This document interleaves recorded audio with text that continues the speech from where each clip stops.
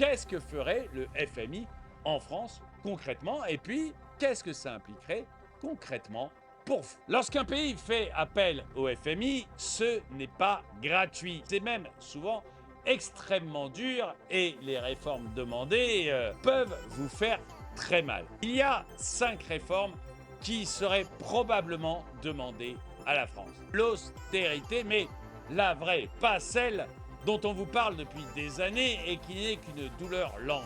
Là, ça serait une douleur extrêmement forte et extrêmement rapide. La Grèce, par exemple, avait dû baisser de 30% les salaires de ses fonctionnaires. Elle avait dû réduire les effectifs de sa fonction publique et elle avait dû faire des coupes extrêmement hard dans la santé, dans l'éducation et dans les retraites. Et vous auriez probablement quelque chose de similaire qui arriverait en France. On attaquerait d'abord les dépenses, les dépenses de retraite, parce que c'est le premier budget de l'État. Et du coup, vous auriez d'abord une retraite qui passerait très certainement en 1 ou 2 ans à 67 ans ou plus. Je dis 67 ans parce que c'est quelque chose d'intermédiaire, mais on voit bien que beaucoup d'États européens sont déjà à 70 et que la tentation du FMI, ça serait de nous mettre aussi très rapidement à 70 ans. Et puis ensuite, vous auriez aussi une baisse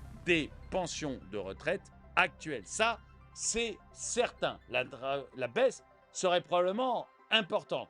10, 15, peut-être 20% de baisse sur les pensions de retraite actuelles. Ensuite, vous auriez une baisse du nombre de fonctionnaires qui serait très rapide parce qu'il y a 5,3 millions de fonctionnaires en France et c'est 1 million de plus que l'Allemagne. Donc, il y aurait une très grande baisse des effectifs de la fonction publique, probablement 1 million de fonctionnaires en moins. Et puis, il y aurait, mais alors très probablement également, une baisse des salaires dans la fonction publique. Ça, on n'y coupera pas.